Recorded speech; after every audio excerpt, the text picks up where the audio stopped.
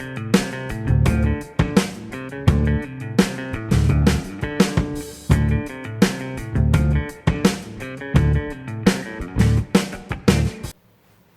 what's up, everybody?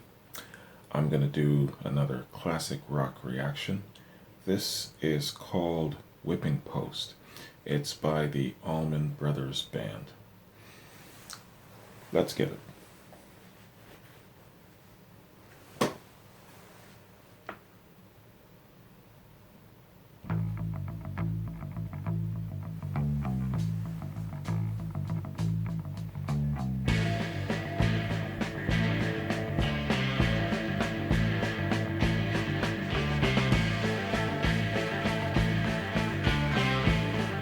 Love the bass intro.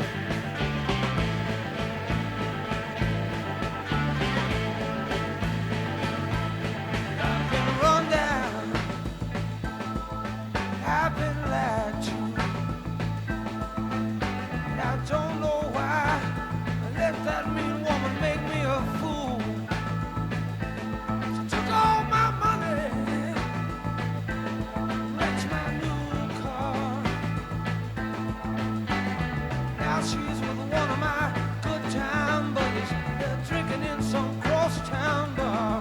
Sometimes I feel Yo, man. Brothers got the blues real bad.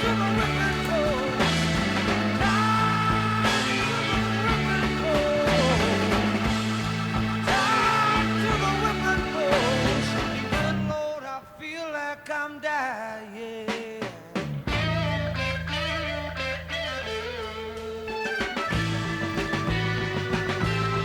It's that essential devil woman in every blues song who's done a good man wrong. Nice.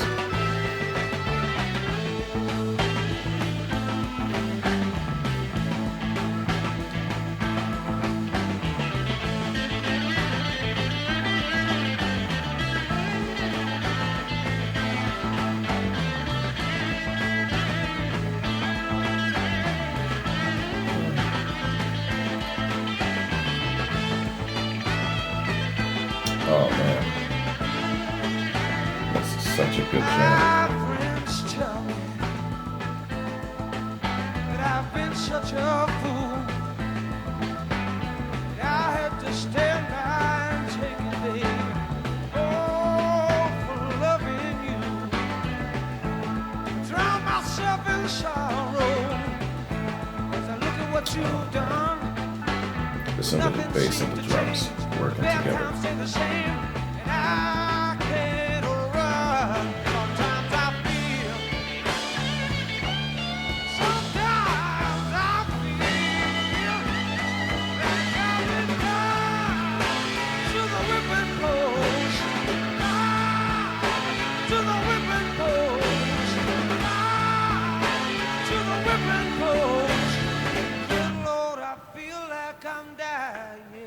Hold up, man.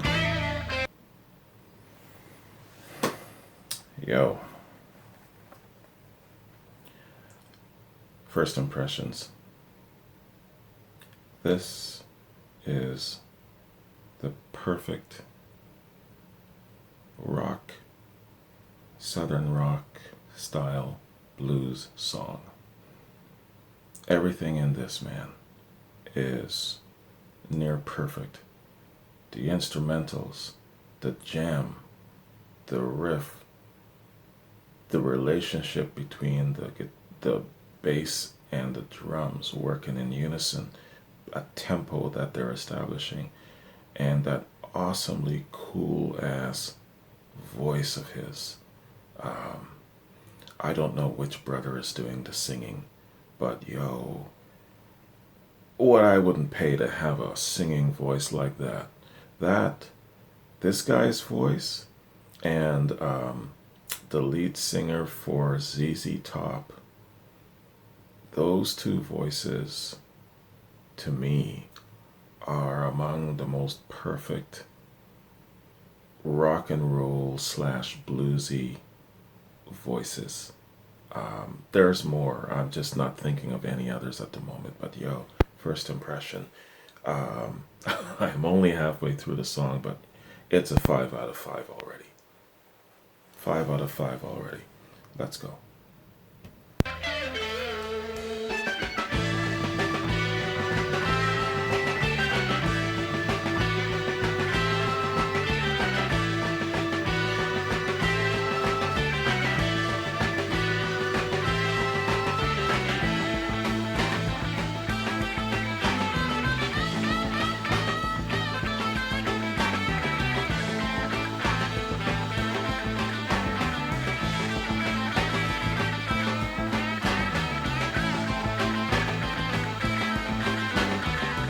Oh man.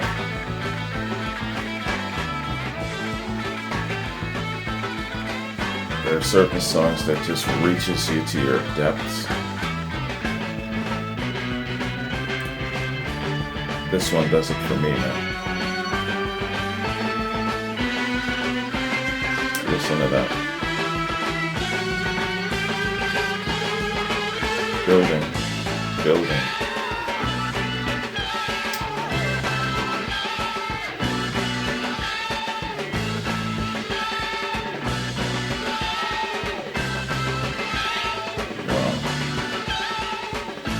Sometimes I feel, sometimes Nice. I Now he's bringing it home. In blues, it's called bringing it home.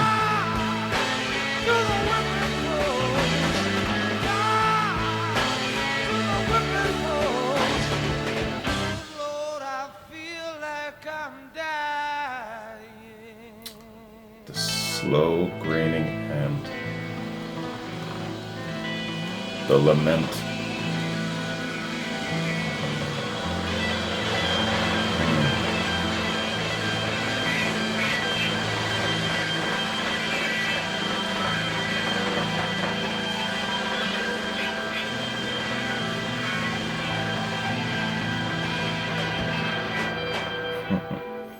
Stretching it out. Beautiful. Yo. That was perfect. Whipping Post, Allman Brothers Band. Man, that was perfect. When I say perfect, when you're talking about a combination of a blues jam with a rock and roll foundation, yo, man, you can't do better than this. That was perfect. The structure of it all was perfect. It's not too long, it's not too short, it's got every element in there that comprises blues and rock. You know, I love the familiarity of the theme of the song. I'm a good, unsuspecting, innocent man who's been done wrong by this crazy ass devil woman. She took all my money, she's run off with my best friend, and on and on and on the lament goes. I love that. It's one of the best subject platforms in blues music. And these guys have nailed it 100%. And the instrumentals, they take it down a bit and then they bring it up to a crest, and then he stretches it out and brings it home with that slow lamenting tie to the ripping post and whipping post. I said ripping. And everything in it is really, really well constructed, put together, and there's just nothing wasted. There's no wasted space. 5 out of 5 if I've ever heard a song being worthy of that ranking, man. Fantastic. Okay. You can tell when I like a song. So listen, man, before I move on and I just get into my song facts, I just want to give a shout out. First off, I want to give a shout out to a whole number of you, man. Now it's at a point where it's just too far in number to mention how many of you have requested this song. It's in the dozens now, and I've only been doing this for creeping close to 10 weeks. And over that period of time, this song has been requested so many times. Now, I first saw the first request, and just so you guys know what my process is, I get your requests, right? I load up a bunch of songs and I put a bunch of songs to react to on a particular day, right? And I kind of like do a first come, first serve basis. So I'm still fulfilling requests from my first subscribers from 10 weeks ago. And so for every day, I'm guesstimating on average now about 8 songs filling up that day that I sit down and that I react to. Just so you know my process. So I have a spreadsheet calendar for the entire year, and I fill it up, right?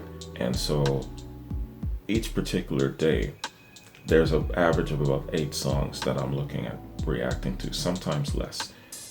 Along the course of the way, when I react, and I've explained this a little bit in one of my Led Zeppelin reaction videos, I'll encounter songs that I don't like. Immediately, I will discard those songs. Immediately. So here's the thing from me. There's so many songs out there that I'm not going to take up precious time being a critic, telling you what I don't like about that song, what songs I don't like, why I don't like that song, and all of that nonsense. I'm only going to publish to you what I do like. I'm never ever going to share with you what I don't like. That's not the way I roll. So I know a lot of you have mentioned to me, well, I never actually see you saying anything constructive or negative or what have you about anything, and you will never see that from me. Only songs that I like, right?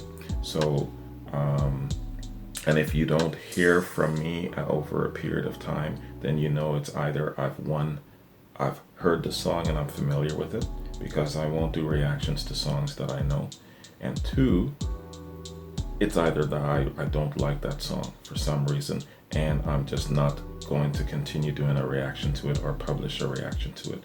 One of those 2 reasons, you have to assume one or the other, okay? And there's just way too many, Jesus, my mind just went blank. There's just way too many inputs in my comment section now for me to be able to respond to every single person, or go back after a couple of days and try and track that person down. Hey, yo, I'm sorry, I didn't like your song, I didn't publish it.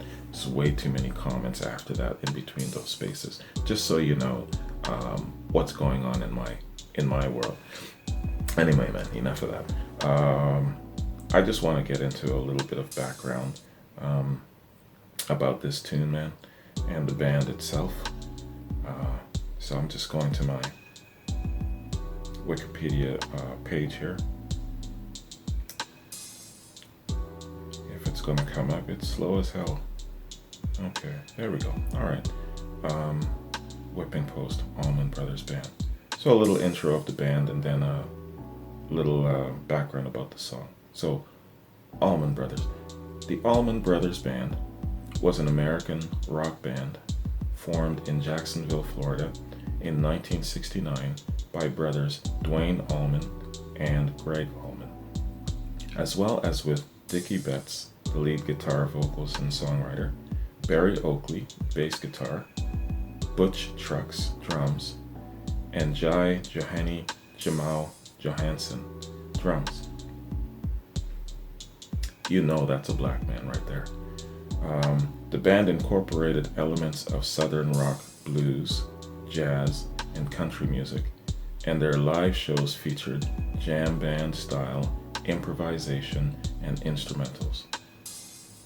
Their 1971 live release at Fillmore East represented an artistic and commercial breakthrough. It is often considered among the best live albums ever made. Group leader Duane Allman was killed in a motorcycle accident October 29, 1971. The band dedicated Eat a Peach in his memory, a dual studio live album that cemented the band's popularity, released in 1972. Bassist Barry Oakley died in a motorcycle accident exactly 1 year and 13 days later, on November 11, 1972. Despite these tragedies, the band continued, and with hits such as Melissa, Blue Sky, Rambling Man, Midnight Rider, and Whipping Post, they became classic rock radio staples and placed the group at the forefront of 1970s rock music. The band is renowned for their month-long string of shows at New York City's Beacon Theater each spring. The band retired for good in 2014. They have been awarded 7 gold and 4 platinum albums, and was inducted into the Rock and Roll Hall of Fame in 1995. Rolling Stone ranked them 52nd on their list of 100 greatest artists of all time in 2004. Excellent, very impressive resume for the band. Now, formation of the song. Whipping Post was written by Gregg Allman. The 5-minute studio version first appeared on their 1969 debut album, The Allman Brothers Band. The song was regularly played live and was the basis for much longer and more intense performances. This was captured in the Allman Brothers' 1971 double live album, At Fillmore East, where a 22-minute rendition of the song takes up the entire final side. It was this recording that garnered Whipping Post spots on both the Rock and Roll Hall of Fame's 500 songs that shaped rock and roll list and Rolling Stone's list of the 500 greatest songs of all time. Okay. Composition. Gregg Allman was 21 years old when the song was first recorded. Its writing dates back to late March 1969, when the Allman Brothers Band was first formed. Gregg was commissioned to create songs that would fit into the context of the new band, and in the next 5 days, he wrote several, including Whipping Post. Gregg's travails in the music business would provide the thematic inspiration for the new song, which was written quickly on an ironing board using burnt matches. He later said, "It came so fast, I didn't even have the chance to get a paper and pen. That's the way the good songs come. They just hit you like a ton of bricks." Unquote. Wow. This blues rock song's lyrics center on a metaphorical whipping post, an evil woman, and futile existential sorrow. Writer Jean-Claude Costa described the studio version's musical structure as a solid framework, a song that lends itself to thousands of possibilities in terms of solo expansion. Whipping Post was placed last on the album's running order, in what writer Randy Poe described as, quote, the classic tradition of leaving the listener wanting more. Yeah, no truer words have ever been spoken there. Impact, cultural impact. Despite its length, the live Whipping Post received considerable progressive rock radio airplay during the early 1970s, especially late at night or on weekends. Such airplay led to Whipping Post becoming one of the band's more familiar and popular songs, and would help give At Fillmore East its reputation as having, as the Rolling Stones record guide wrote in 1979, no wasted notes, no pointless jams, no half-realized vocals. Everything counts. And of being, as Rolling Stone wrote in 2002, the finest live rock performance ever committed to vinyl, and would say that Whipping Post was what the band would become famous for, an endless climb of heightening drama staked out by the twin guitar exorcisms of Dwayne and Dickie Betts and the cool, measured, almost jazz-like response of the rhythm section. Wow, that is an excellent review from Rolling Stone.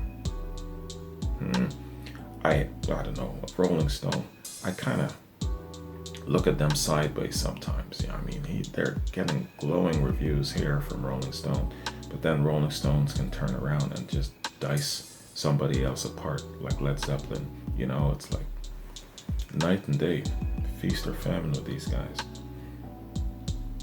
That's all I'll say about that, but good review. The song also acquired a quasi-legendary role in early 1970s rock concerts when audience members at other artists' concerts would semi-jokingly yell out whipping post," as a request between numbers, echoing the fan captured at the live Fillmore East. Jackson Browne took note of this occurring during his concerts at the time. Okay, so that's song fact information of the band and formation of the song. Okay, man, it's a legendary song. This song is familiar to me. I've heard it in bits and pieces in passing during the course of my life. More than definitely, it was probably playing in the background of a party or a barbecue or something that I've been to, because I'm familiar, especially with the intro of the bass line. Speaking of, one specific place that I remembered this song playing in the background was when I was watching a live Andrew Dice Clay stand-up comedy routine, The Dice Man Cometh. As Clay is hitting the stage, this song was playing in the background, and that was a very memorable moment, and I remember that, and I remember this song from that. I was always intending to listen to this song in its entirety, and it just left my mind until now. So it took me about a quarter of a way through the song for my mind to conjure up that image and that memory. So I've heard this song before, but never in a completed way, never in a completed form, the first 30 seconds.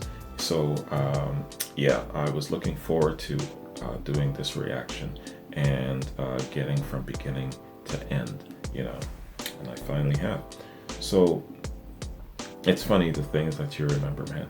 You know, I don't remember much of what Andrew Dice Clay was saying, but I do remember the song playing in the background to introduce him for the first 30 seconds. Go figure. Yeah, man, as I was saying before, this is a near perfect song in every way, structure-wise, lyrically, the theme of it, you know, the familiar theme of that devil woman doing a good man wrong in blues, the southern rock style plant form of it, and a great, fantastic voice. It was Greg Allman that sang. His voice is great and awesome. And like I said, man, I would pay a lot of money if I was able to have a singing voice like that. That is, in my opinion, one of the best rock and roll voices that I've heard so far. So it's definitely going on my playlist, man, and it's a 5 out of 5 for me. Obviously, there is longer versions of this song, and I'm understanding that it's worth listening to the live versions of it, and I might consider in the short future doing maybe another reaction to the live version. And I believe the Fillmore East version is 22 minutes long, so that's a long ass version. I would do a reaction to it. Let me know if it's something that's of interest to you, and I'll consider that. 22 minutes, man. that's quite a jam, 22 minutes. But yeah, I'm game. Let me know. Let me know if it's something that might be of interest. As well, give me a list of other um, Southern rock blues songs, not only done by the band here, but also by other artists. I'd like to expand on my Southern rock, Southern blues playlist category on my page and add more songs to that. So give me a list of recommendations, man. I'd appreciate that very much. Yeah, that's my reaction, and this song definitely I can see becoming one of my favorite songs easily. So thank you for everyone who um, recommended this to me. There's been dozens of you, so thank you for every one of you who did. And I look forward to getting to know them a little bit more. Yeah, that's all I kept seeing was Midnight Rider and Whipping Post. Midnight Rider and Whipping Post, almost on a daily basis. Took me a while to get to it, but I'm here. So thank you again, man. So what's coming up now, just to let you guys know, is I started a Patreon, and there are a couple of entries on my Patreon right now. A lot of these entries are tunes that have been blocked that I can't upload. So when you go to my Patreon, you're going to basically see more so things that you haven't seen, mainly because I can't upload it onto YouTube. So that's available, and I'll give you kind of like at the end trail of each video I'm doing what's newly posted on Patreon, so that you can kind of get an idea of what's being covered. You're like, okay, well, I'm requesting this, but he's already done it already, and it's on Patreon. So maybe you can think of another song then to recommend that I react to, right? So it's going to help knowing what's on Patreon and what's there. What else? Did I leave any more notes for myself? Yeah, the only other note that I left for myself here was real quick. It was just kind of like a thought. This song, was it by in any chance inspired by any kind of true event in Greg's life? I know the song facts are saying that it's his travails in the music industry, but the subject matter is singing about a woman doing him wrong. Specific things, running off with his best friend. Now they're having drinks at a bar outside of town. So is there a story behind those lyrics indicating that this has either happened to him or maybe a good friend of his or something? Because it's often been said that written songs are not far removed from the real accounts. So if there's a story behind it, specifically about maybe he's been done wrong by someone before or a friend or something, let me know, because I believe in that sometimes the song reflects true events, not always, but sometimes. I'm just curious. And when you're talking about songs using a platform of blues, a lot of the times there's some sort of a real reference to draw from.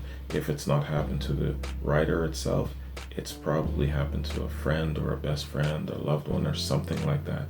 And it's just coming out like that so fast. So that's my thing. Whenever I'm reviewing a blues type bass song, it's usually one of my first thoughts and questions in my mind. So I wrote that note down weeks ago, knowing that I would have this thought once I'm reviewing it, and knowing that I would be asking you guys about this. So let me know if there's anything truthful in it, and that'd be cool. Even if it isn't, that's fine. Doesn't always have to be a true story behind anything. And that's it, man. That's my reaction. So thanks very much. Have yourselves a good day. Let me know what your recommendations are for further Southern style rock, bluesy type songs, and I'll definitely be sure to get to them sooner than later, hopefully. All right, have a good day. Peace.